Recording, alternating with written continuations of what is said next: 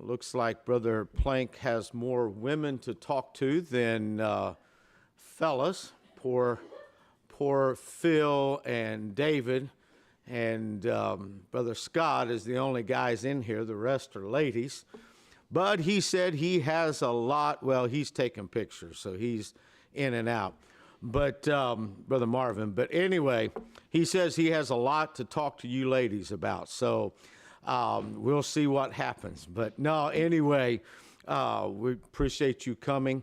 And since we're starting a little bit later, I'm going to forgo all of the deal that of his biography. Most of you remember that from last night, but I do want to mention, if I can find this here, we do want to mention and say thank you to Ace Paving and Scrap Metal, Buckler Ministries, 610 Coffee Company, Corporate Fleet Management, ICHA Ministries, and Salem Park Church for their sponsorship of this particular event. We thank you for that. So I'm going to turn this over to Brother Plank, and this is Pastoral Ministries, the value of the home, and did a very good job the first session. We're going to turn it right over to him at this time. Let's open our hearts as he comes and speaks to us.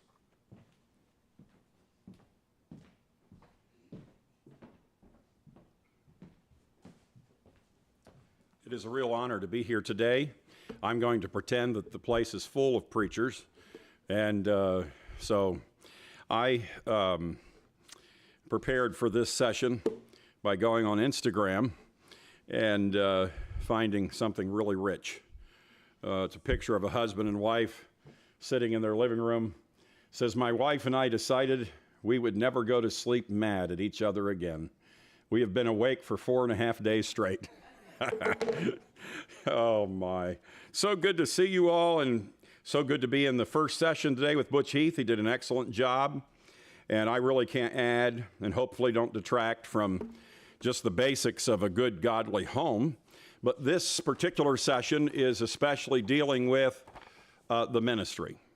And I'm thinking especially the pastorate, but could involve any kind of ministry. I enjoyed Brother Heath being vulnerable enough to tell about the struggles he and his wife had with her being cold and him being hot. And for sure, I know all about that, and I'm not near as gracious as Butch Heath. I keep a blanket in my car for that purpose. And I said about the issues that I have had, and I'm sorry that this is being live streamed, and I sure pray Marie's not listening. You know, drive-through McDonald's, oh my. You talk about the breaking point for our marriage. First of all, Marie, I don't drink coffee or other exotic drinks. Diet Coke is the drink of choice, and just simple, nothing in it. No shots of anything, no lemon even, just Diet Coke. But my wife, she specializes in ordering the most exotic, cold coffee with stuff in it and stuff on top. Everything she buys as far as a drink is going to be oozing out the top and over the side and into my cup holder in my car. Does anybody relate to what I'm saying? This sticky mass. And I'm fussy about my car. Now, if she wants to put it in her car, that's her problem. But I'm fussy about my car. It's not that it's spotless, but sticky stuff down in the, And then my car, every time I stop for gas, that's empty the garbage time, okay? I put all my stuff on the back floor mat. Like maybe a bag or something I got at McDonald's. If I'm done with it and it needs to go in the trash, it goes behind the seat here. And as soon as I stop for gas, which is all the time because I do so many miles, I empty all of that. My car never has garbage in it. But I always have to throw away this exotic drink that you only drink about that much. And it's spilling over the side. But you can tell I'm not bitter about it at all. And I'm here at this marriage seminar, and I'm going to get a lot of help, and I'm excited about it. I really am. Oh, well, here we go. Pastoral ministry, the value of the home. Let's start with a scripture. 1 Timothy chapter 3, verses 4 to 5. Actually, let's go 3 to 5. This is a true saying. If a man desire the office of a bishop, he desireth a good work. A bishop then must be blameless, the husband of one wife, vigilant, sober, of good behavior, given to hospitality, apt to teach, not given to wine, no striker, not greedy of filthy lucre, but patient, not a brawler, not covetous, one that ruleth well his own house, having his children in subjection with all gravity. For if a man know not how to rule his own house, how shall he take care of the church of God? There's a couple other requirements after verse 5, but we're going to end there with that question. How shall he take care of the church of God? The value of the home. When we say the value of the home, we're not talking about the parsonage. We have many good parsonages across America, and I hope that you'll be privileged to live in one of them. If it's not quite up to snuff, you can help it. It's not just the church's responsibility to keep the house nice. Won't hurt you at all to just paint your own living room if you want to, or whatever. But, you know, some of the parsonages are not going to be as nice as Joel Osteen's, for instance. I listen to Joel Osteen sometimes at night to keep myself awake, and he's always encouraging. He's actually a little dangerous because he mixes stuff in that's not good. And it's sort of, and he's dangerous for America for sure, because it's like eating cotton candy breakfast, lunch, and supper. But boy, I'll tell you, if he can't encourage you, there's no help for you. He's always encouraged about something. And it works. It works because I read where he lives in a home in Texas, valued at over $14 million. And he has another home in California valued at over $7 million. So something's working for him. If I'd tell more encouraging stories, I think it would help my ministry too. But that's not at all what we speak of.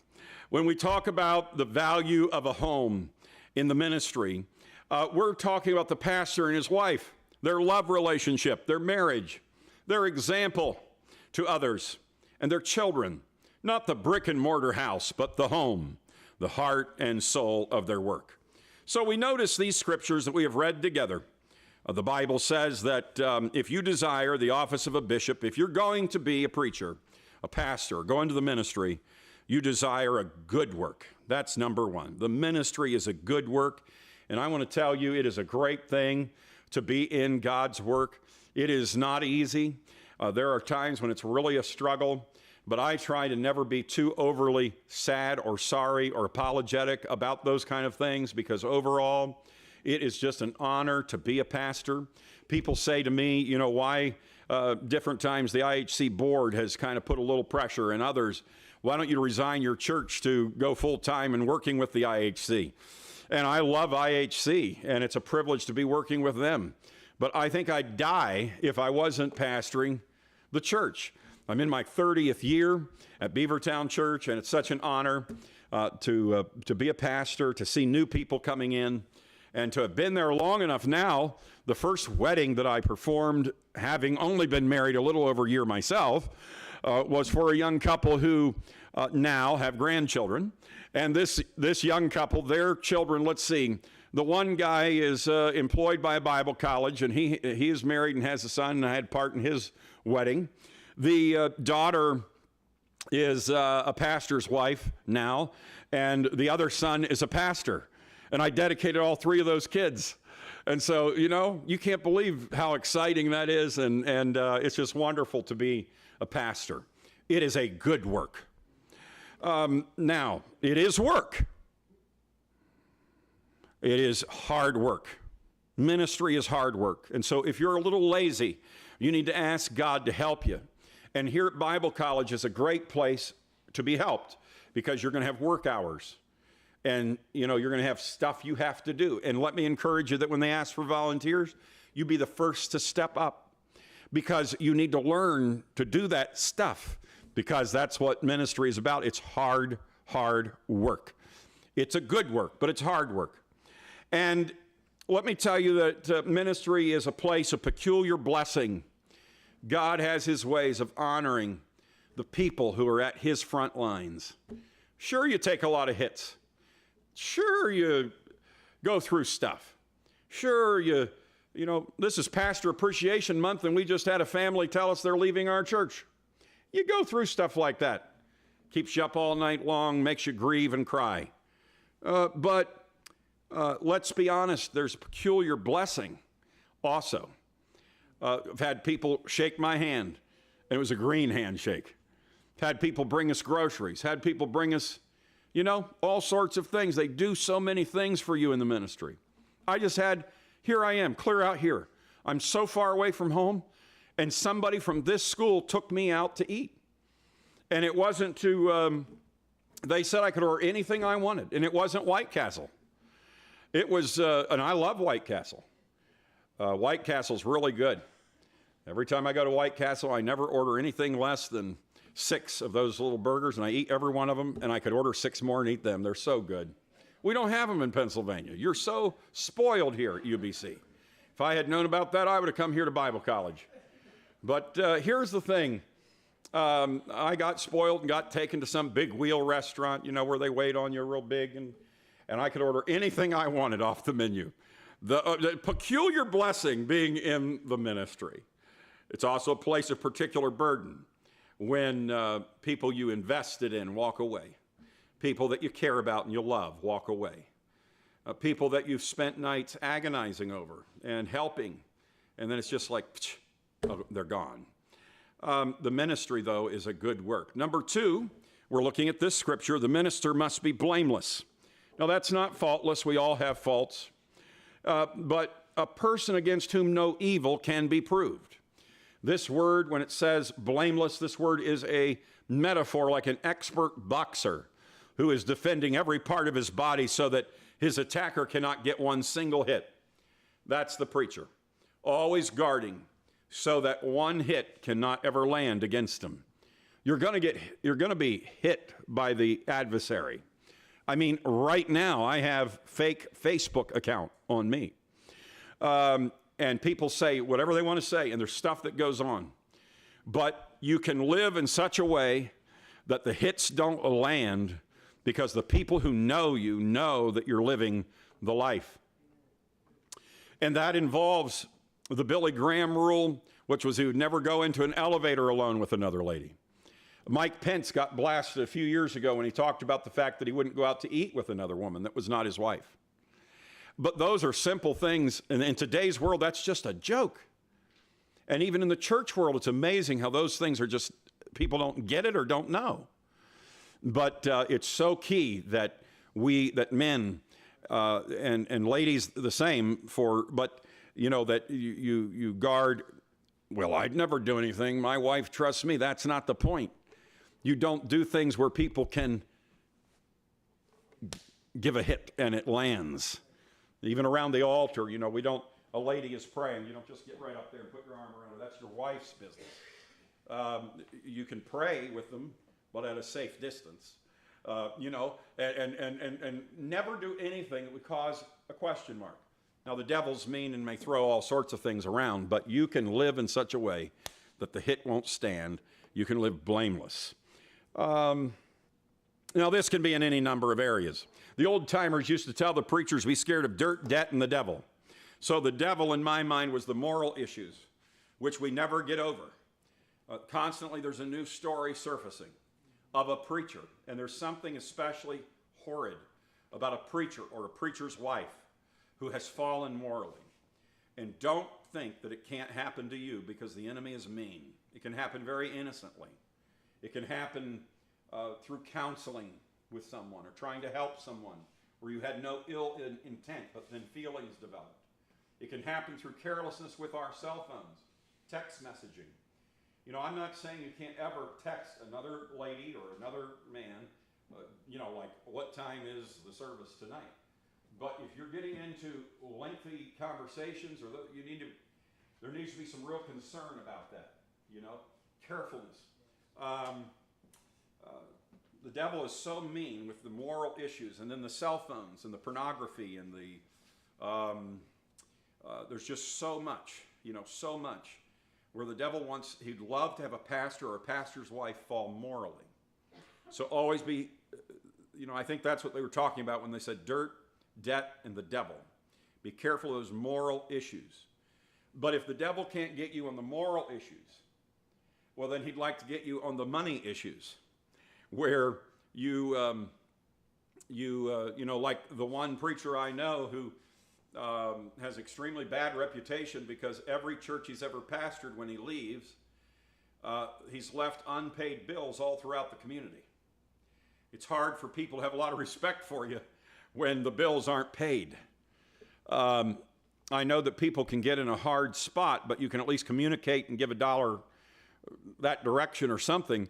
There's just the unethical not paying your bills of just letting, that's horrible. And dirt, in my mind, is just what it says. Holiness people have got to work to be as clean and neat as possible. In your cars, pastors and pastors' wives, I tell the guys on my team back home, not that any of them listen, but I tell them back home, you be ready. Your car needs to be presentable at all times, because you have no clue when you'll be taking a ride. You'll be giving somebody a ride. Maybe somebody lands in the hospital. Their spouse needs a ride home, which of course you would never take the lady home by yourself, but I'm just saying, you never know when you have to give somebody a ride. It happens all the time. And when they have to climb through mounds of empty, hamburger boxes to get in and find a seat, it's embarrassing. So I think dirt is a thing. And in the homes, it's so key, ladies, that you really do learn to keep your homes. I don't know who the ladies' dean is here. Are you the ladies' dean? Do you do dorm checks? I'm glad, and I hope you're very strict. This morning when I asked, one of the ladies said yes, and one of the ladies said no. I asked if they did dorm checks.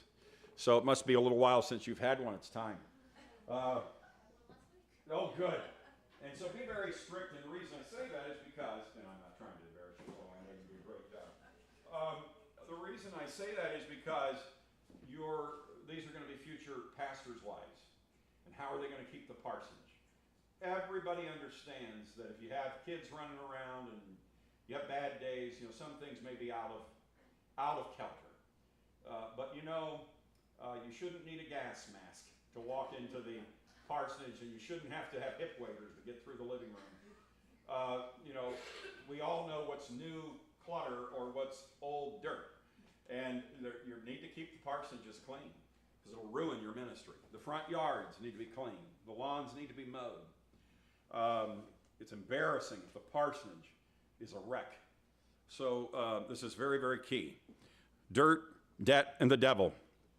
Guard your mouth, integrity in what you say. You're going to know things you don't even want to know. It's so very key that you as a husband and a wife, and by and large, your wife should know everything. And yet some things maybe she'll never need to know. There are a few things that my wife hopefully will never know, of things that I know within the congregation that maybe I don't think that she can handle. I can't handle them, so I sure don't want her to have to handle it. But by and large, no secrets. It's not like it's a secret. It's just, you're going to, what I'm saying is you're going to share things together that hurts, unbelievable sadness and things that you see and so forth.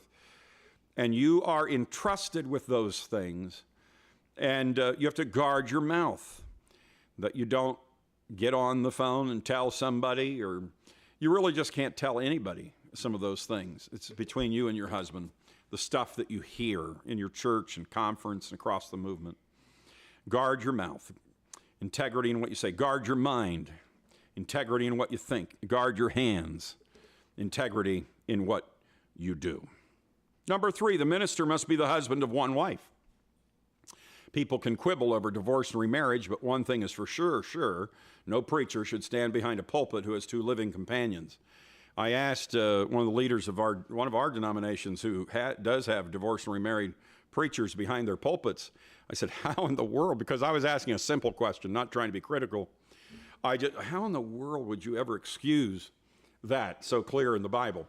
And he said, well, that means that a preacher should only have one wife at a time. Well, unfortunately, this dear brother who knows so much more than me, but yet I know more than him on that verse, because the actual meaning of that verse is what it means, that no preacher should stand behind a pulpit who has two living companions. Preachers' wives, we get one shot at this, and let's do our very, very best. Number 4, the minister must be vigilant, keep awake, attend to his work and charge. You must watch over the church and watch for the church. That's a team effort for you. Number 5, the minister must be sober. This doesn't mean you can't ever crack a joke, but it means a sound mind, a well-cultivated mind. One said, having a complete government of all his passions. Number 6, the minister must be of good behavior. While being sober is referring to the inward in the sense of complete government of his passions, the number 6 here must be of good behavior is referring to the outward. This could be appearance, being clean, careful, consistent. It could be speech, could be conduct. You're a man of the cloth. You've been given the keys to the kingdom. And so we step up, for example's sake. Had a leader I was listening to and speaking to that almost feels like this is somewhat hypocritical, but it's not. It's being blameless. It's being, when you're given leadership, there's just should be a higher standard of a higher accountability. And don't ever stoop to the current age of casual and everything. I just sometimes get ready to vomit over how casual we have become in the pulpits. We're on the king's business. We're on king's business. And so, we're not trying to impress anybody.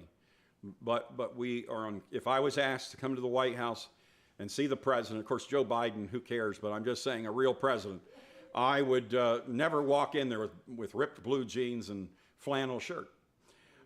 You're going in to see the president of the United States. So no one loves to wear blue jeans more than I. I'd rather be in blue jeans than dress up any day of the year. Okay? You may not know that about me, but it's the truth. If I'm home, I'm wearing blue jeans. But here's the thing. This is the king's business when I step behind this pulpit. And so I'm going to approach this with what I consider the dignity that it deserves. For me, that involves a board meeting. I go to every church board meeting this way. Drives my other pastors crazy, but to me, it's the king's business. If I was a senator or representative, and it was so interesting to me how the senator from Pennsylvania, who we're all embarrassed of in Pennsylvania, John Fetterman, dresses in shorts and goes in and tries to vote this way, and so embarrassing. And so they lowered, and this is just how they talked on the national news. So he goes in and he has a hoodie and shorts, and he looks like a slob. And he walks into the Capitol as the United States Senator and votes and all this. And on national news, they talk this way. They decided to lower their standards. They don't bring John Fetterman up. They lower everybody's standards. It didn't go over. I mean, they got backlash like you cannot believe. What? You're desecrating the Senate of the United States. And I read so many articles during that time that make excellent preaching points. Talked about the importance of standards and dress and all of this. And guess what? The Democrats had to do an embarrassing thing. They reversed their rule. Now, poor John has to dress up when he goes into the Senate of the United States of America. Well, when you stand behind a pulpit, it's so much more important than the Senate. You're standing for Jesus. And so there's a reason for it. It's not just a rule. And I pray our churches never go the casual route. The minister must be of good behavior. Number 7, the minister must be given to hospitality, a lover of strangers. Adam Clark talks about being addicted to hospitality as ministers. That involves food, fellowship, lodging. I can't stress this enough. And You know, here's the thing. We all come from different homes, and you may come from a home that never had people over much, never cared much about it. But if you're going to be in the ministry, whether you're a man or a woman, if you're going to be in the ministry, pastor's wife or pastor, you are going to have to majorly take on this role of hospitality. I don't know if they have hospitality classes here or not, do they? I doubt it fits in with the ABHE program, but it'd be more important than anything that ABHE teaches. None of our Bible colleges seem to understand the importance of hospitality, but we're sending young people out into the harvest field, and they don't even know how to set a table. They don't even know how to cook a meal. They don't even know how to sweep the floor. One of the most important things you're doing here are your work hours. You need to learn to do those work hours with all of your heart, because that's going to be the life of ministry. Learn to clean a restroom till it's clean. Learn to clean the chapel till it's clean, and it is clean here. It's clean here today. Whoever cleaned the chapel, it's clean. Whoever cleaned over there in the gym, it's clean. And so thank God, this is how we've got to be. And don't beat yourself up if this is hard for you. Don't beat yourself up at all. Here's what I'm asking you to do. Ladies, there's people on this campus, or a pastor's wife. You know, I don't know all the pastors in this area. Mark Mallory's wife, Brother Forsey's wife. I know them. They are given to hospitality. Get up close to a lady like that who is given to hospitality, who's been doing it for years, who does a good job, and learn all you can learn. My mother had to do that 40 years ago or something. 50. No, 40. I'm 53, so we're talking 55 years ago. My mother, who was raised in a holiness home, but she was raised in an evangelist home. They traveled from place to place. You know, they didn't host anybody. They were being hosted. She didn't know how to cook a meal. My dad says that the first Sunday dinner, you cut the gravy in squares and poured the mashed potatoes over it. And, you know, she had to learn. But my mother has learned. She applied herself to the job. My daughter-in-law, Sarah, they just got married here some time ago with their first church, and Sarah comes from a great home where there was a lot of hospitality. She observed it, but she didn't always do it. And she was very intimidated to start this process where you have visitors into your home, guests into your home. She's part of a church where they eat Sunday dinner together every Sunday as a church, and at their house every third Sunday. And so, you know, she was thrown into this, and an evangelist come. That is extremely intimidating. I mean, my wife is still intimidated many times about the guests that I call or we call to our home. It's very intimidating. Don't you worry a bit about that. It's life, but you apply yourself to learning. Follow me? See what you can do to learn, and God will help you.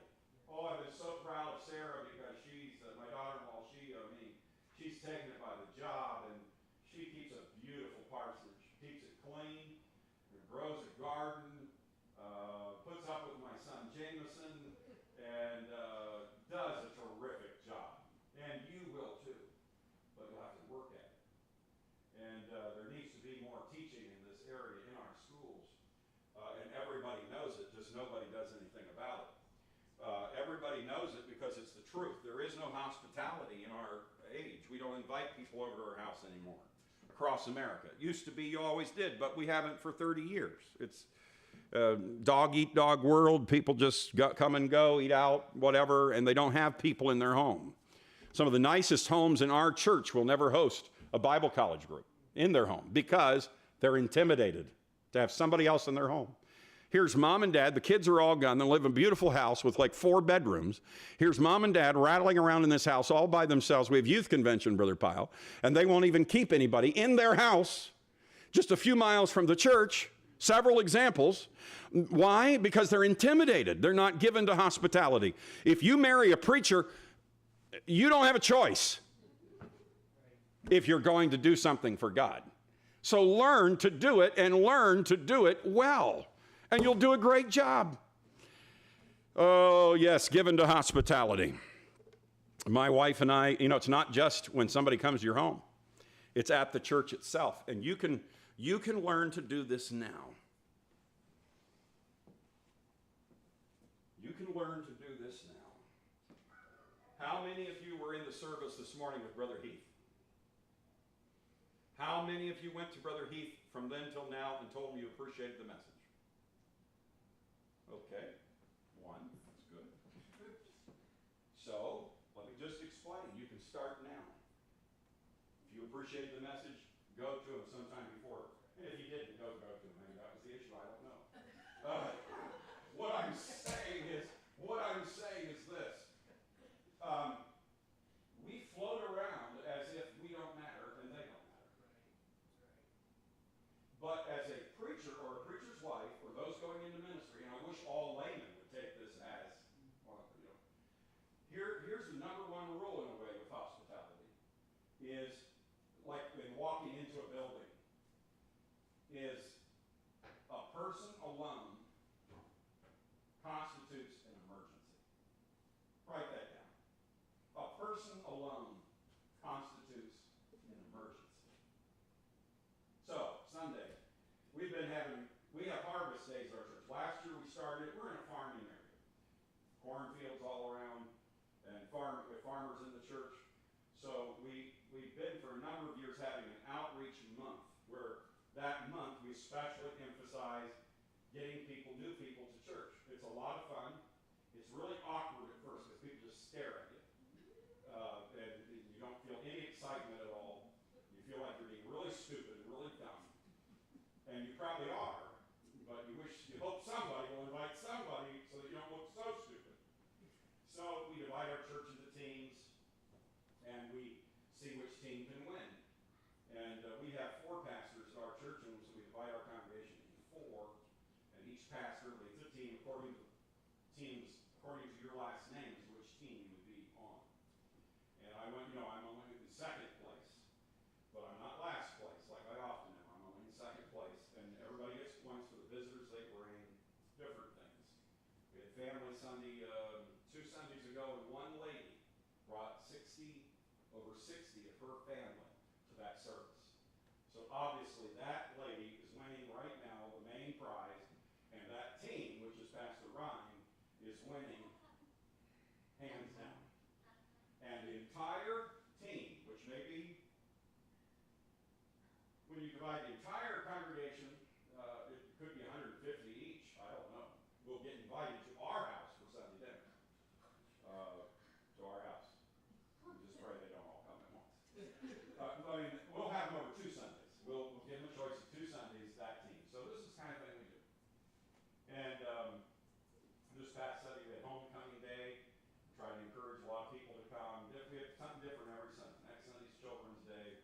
And this past Sunday we had homecoming day, and then we had a meal after in the Bake Center for everybody that was at the service. And so I find myself in the church talking to people, guests, others. Preachers and preachers' wives will be the first people to the church and the last people to leave, generally. Just plan on it and love it. So I finally get over to the meal. Everybody's gone through the line mostly. I get my food, I bring it out and set my plate on the table, and I didn't even think about this till later. But I set my food on the table, and then I'm looking unconsciously, totally without thinking, I'm looking all around that room. You know what I'm looking for? For somebody that's alone. And there's always somebody alone. Here is a brand new couple at the church. Nobody sat across from me. Over here is somebody that's absolutely annoying, and I don't blame anybody, but they're also sitting alone. So you know what I'm doing? I haven't even sat down to eat yet. I'm going over, well, how's it tasting? You getting enough? There's plenty over there. Oh, I'm so glad you're here, And then I'm going over here to the annoying people. And I know I have to be careful because you could get stuck here for about an hour. How's things going? It's so good to see you. And, I'm going all around. I'm going over here and over there. And finally I get back to where I'm going to sit. And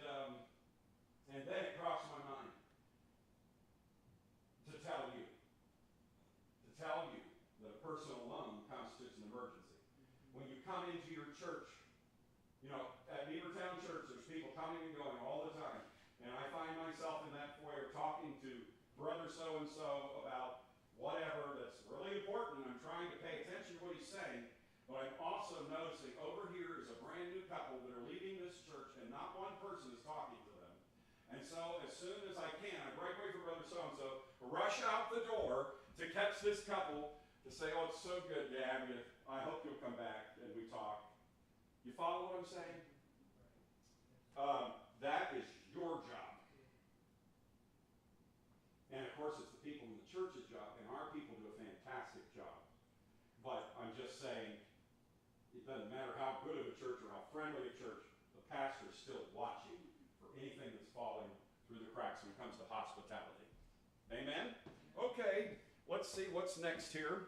I don't want to run out of, when is this thing over? I don't know. Soon? Let's hope.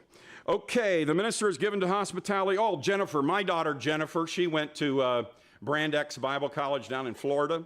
And she went there for school, felt like the Lord wanted her to go there. And of course, we wanted her to do whatever the Lord wanted her to do. So she goes down there, and it's been really good for her. And she's been happy, and we're happy. And she goes down.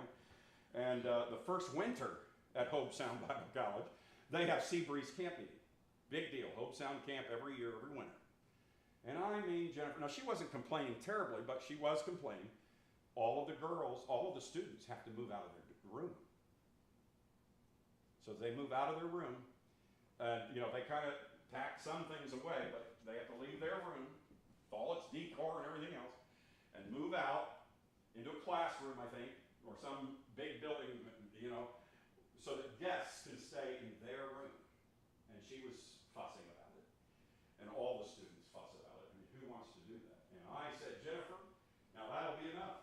I want you to know that's the best thing Hope Sound Bible College ever did for you. She looks at me. I said, absolutely. I hope they never change the rule, and I hope they don't. Because if you go into ministry, whether it's a mission field, home, or abroad, you're going to be constantly making those kind of sacrifices. It's not even a sacrifice, but you're constantly be doing that, and you'll love the privilege to do it. We've given up our bedroom many, many times, stayed in the basement, so that there's enough room for our guests. If you've ever been to Central Pennsylvania Youth Convention, it's in the middle of nowhere. There's nowhere to stay, and so our homes are just bursting at the seams. We do it every year. Do we regret it? Absolutely not. If you do something, something will happen. If you do nothing, nothing will happen. A lot of people are doing nothing, and so nothing is happening. You may not be the biggest. You may not be the brightest. You may feel like you can't do it like somebody else. You really can't do it like somebody else, and God doesn't want you to do it like somebody else. But you can do something, and if you do something, something will happen. So I was pretty proud of Jennifer. She never complained to me later about it, and I serve on the board at Hope Sound. If I have any input at all, I'm going to tell them, keep moving those girls out and those boys out. Keep moving them out of their rooms for camp. It's good for them, very good for them to be given to hospitality. Number 8, the minister must be glad to teach, and we're following the scripture here. The minister must be glad to teach. Teach, preach, speak, Sunday morning, Sunday night, Wednesday night, nursing home services, revival meetings, wherever the call comes, whether it be often or less. One said he is no bishop who has health and strength and yet seldom or never preaches. Brother Buckler, when he was down at the School of Prophets, did so well in his message down in Future Pastors Conference there at Pell City, Alabama. He said that several years ago, he was so frustrated because he'd go to some of the ministerial students and say, we need a fill-in here. And they'd look at him and say, well, I've already preached twice this month. Well, big-de-doop. I mean, are you called to preach or not? Then you need to walk through the open door. And you say, well, no one ever asked me to preach. Well, then find a place to preach. Go to a senior center and do a Bible study. Go to a nursing home. Go to the jails. Go to the rehab centers. God's called you to preach. Don't you dare stop preaching. Walk through the open doors.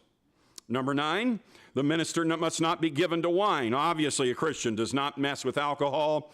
In some cultures and times, there were some alcohol content too. Perhaps some drinks not at all like our wine or beer today, but for preservation purposes or for medicinal purposes, as there is today. If you take NyQuil, you're taking a little wine for the stomach's sake. But don't ever excuse liquor. The Bible is very clear against liquor. Don't let anybody mess with you on liquor. The Bible says wine is a mocker and strong drink is raging. And for this verse, it's not only referring to preachers not drinking alcohol, it would also be speaking of ministers who become abusive or difficult, whether wine or otherwise. Number 10, a minister must not be greedy of money. Number 11, a minister must be patient, not a quarrelsome person. Number 12, a minister must not be covetous. Don't seek to be a preacher just for a place to live for free. Don't seek for the grass on the other side of the fence. The only reason it may be greener is because it's their septic tank. You don't just move every time something looks like a better option. This is for the man and the woman, because the pastor's wife may be giving pressure to the young man that maybe there's a better opportunity, or I'm tired of this place, or these people upset me, or you can't believe the stuff that's said and what goes on behind the scenes. You've got to be a team working together, carrying a burden for that church. So you must not be covetous. Number 13, and this is the crux of the whole thing, a minister must rule his own house. Everyone in their own place, the husband, the head of the home, but loving his wife, the wife in submission. Brother Heath did beautiful in his speaking about that this morning. Everyone in their own place. Marriage influences everything. I talked about the yearbook last night. One of the main reasons for casualties in our churches is marriage issues. A couple at Penview just divorced, or at least broke up after only about a year of marriage. There's other Bible colleges where the same thing has happened in recent years. We cannot take anything for granted, and we've got to study this matter of marriage and make it important as it is. But we often have a very worldly mindset and model when it comes to the home. I've noticed that we're conservative in our appearance. We're part of a conservative church like the Mennonites, the Holiness people. We're all part of a conservative way. But if we're not careful, we have a very worldly mindset and model for our marriages. Quick debt, so we can have all the toys, few kids, little maintenance or training or upkeep for our home. Living dangerously with social media, movies, cell phones, pornography, dangerous relationships. Christian education is take it or leave it. We had parents or somebody in our life who felt it important for us to get to camp meeting, get to IHC, have a Christian education. And then it seems like the new generation, they get married and they don't even think anything of it. We can't afford that. Well, how do you think your parents did it? Oh, we can't take 2 weeks off for camp meeting. We don't have time off. Well, you just went to the races. It's like we live so shallow. If you want an awesome cake with icing on the cake, it will matter on your ingredients and the effort in assembling those ingredients. If you want an awesome marriage and ministry, it will be the same. Life is hard. Money is tight. You're working 10 to 12 hours a day. There's at least 10 issues that you need to discuss before you ever get married. One with another, you need to have board meetings in a friendly way about what you'll do about these things. Because if you don't settle these things, when the trouble comes, and it will. My dad had a man in the church pull back his fist to hit him. When I was a kid, I'll never forget the story. My wife's mother had a lady slap her across the face. My wife's mother was the pastor's wife, and the lady was so mad at the pastor and his wife that she hauled off and slammed her in the face, walked out, jumped in her car, and the car wouldn't start. So Brother Zachman went out to help them get the car started. She just slapped his wife across the face. It's a little embarrassing. Had to help, I think it was the Lord made it so the car wouldn't start. You can't make this stuff up. Brother Zachman helped get the car started, and she started to cry. She said, Brother Zachman, do you suppose I need to be sanctified? You're going to have a lot of troubles in the parsonage. Stuff that later you'll laugh about, but at the time you cry and you hurt. And some stuff you'll never laugh about. horrible stuff you'll have. And if you don't get these things settled in your marriage, we're going to talk about them briefly because I need to be done at 2:30, you said? We're going to talk about them quickly. If you don't, you need to have a board meeting about these things and come to agreement before you ever get married. Okay? Money issues.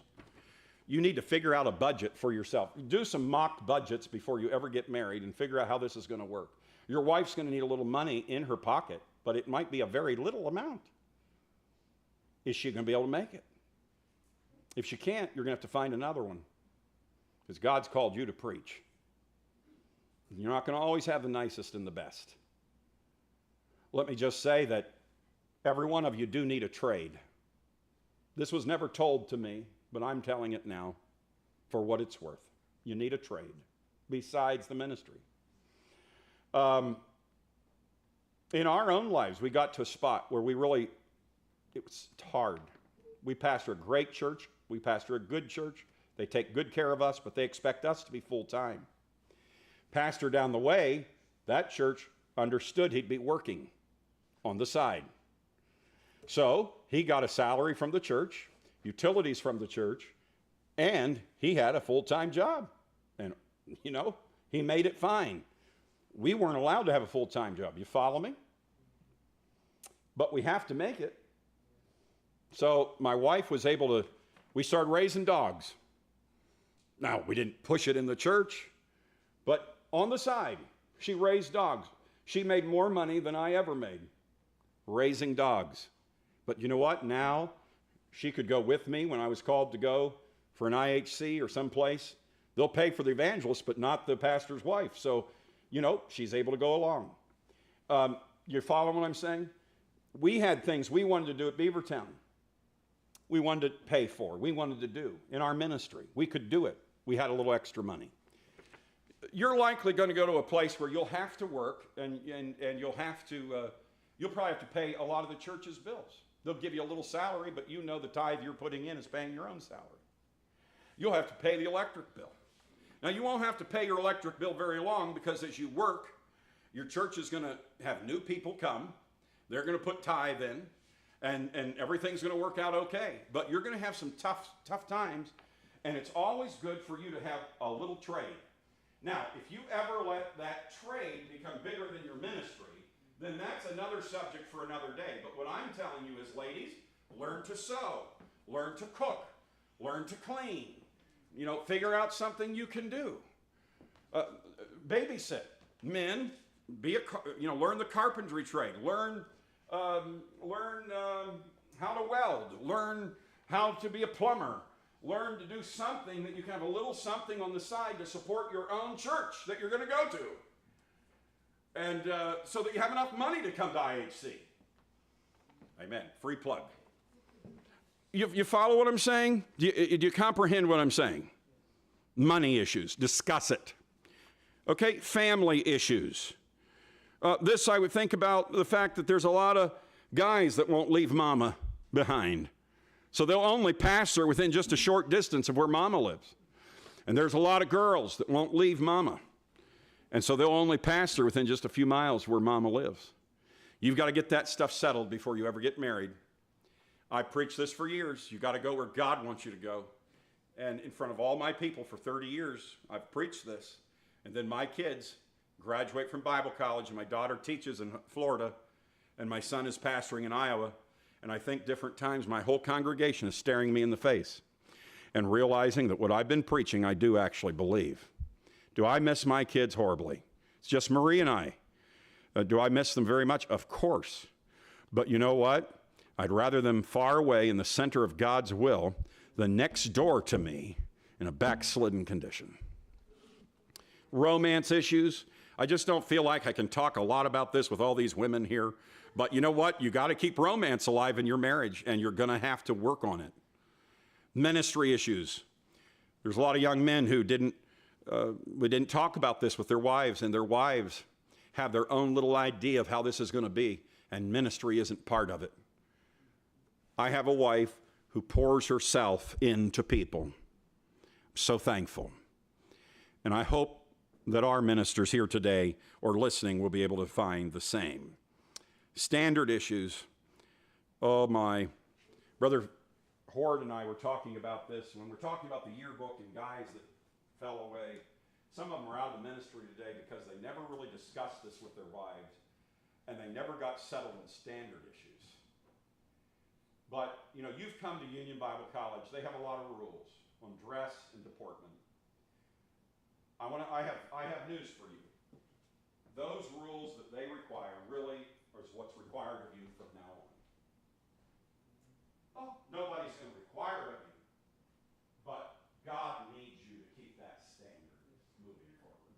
And we desperately need it in our churches. You know, would you be disappointed if I had pulled up? Would you, I don't know, you don't even know me that well. I think Phil would be disappointed. I think you would be, a few people who know me. If my wife and I came to the service today, and I was in short sleeves, and she had her skirt way up here with a slit up skirt and nail polish, would you be at all disappointed?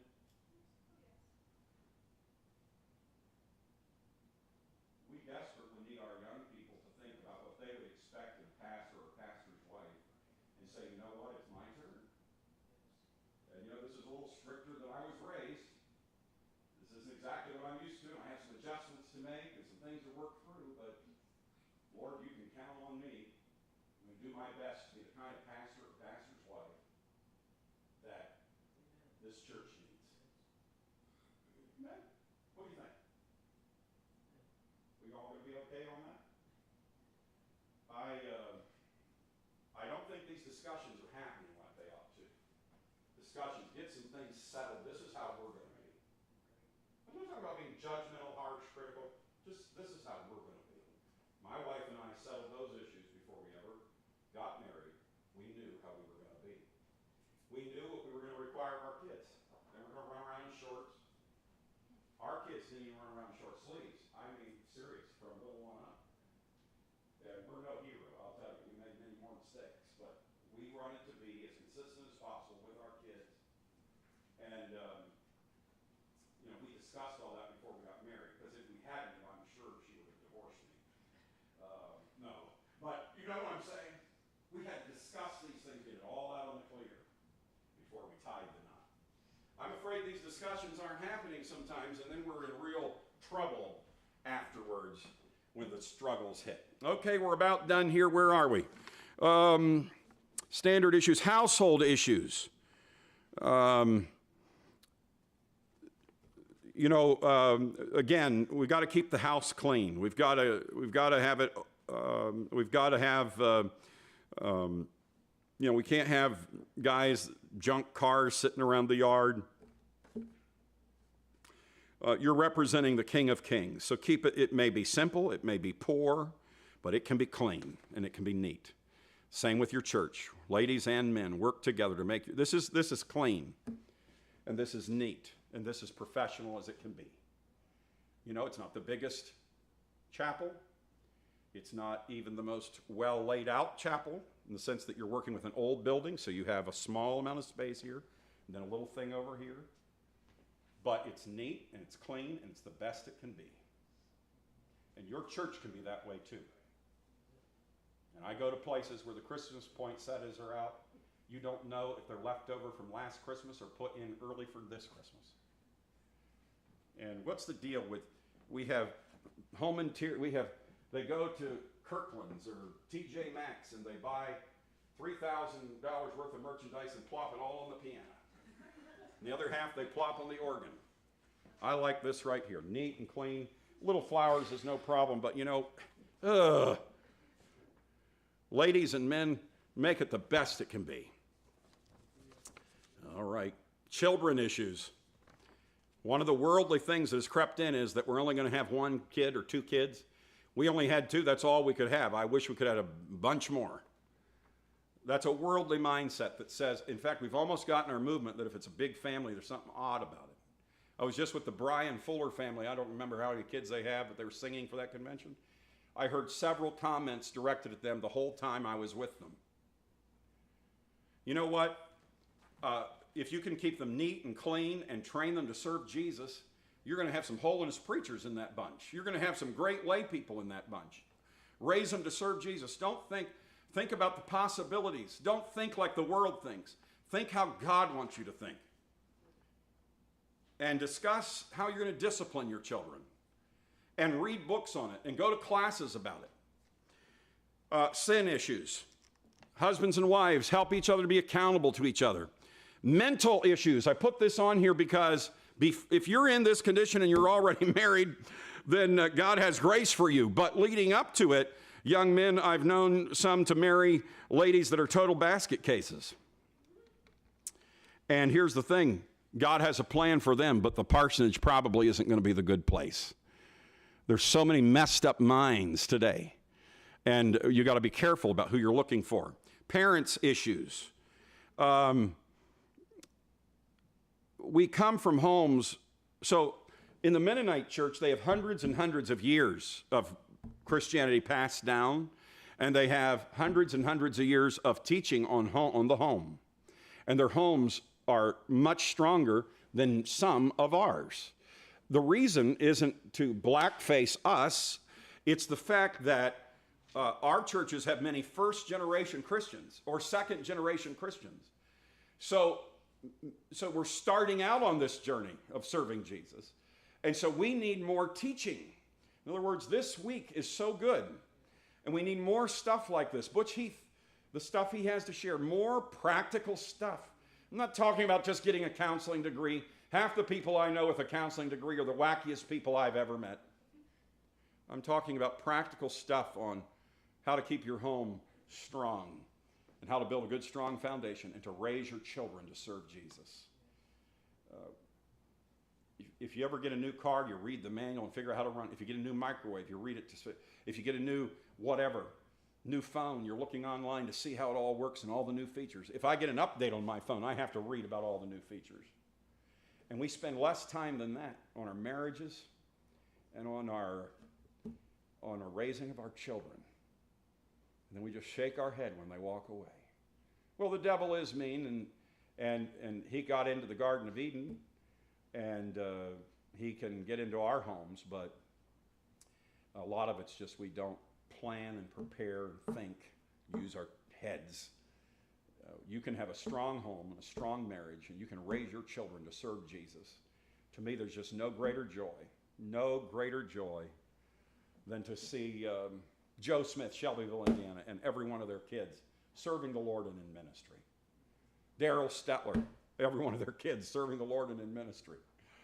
Oh my, that's what we all want.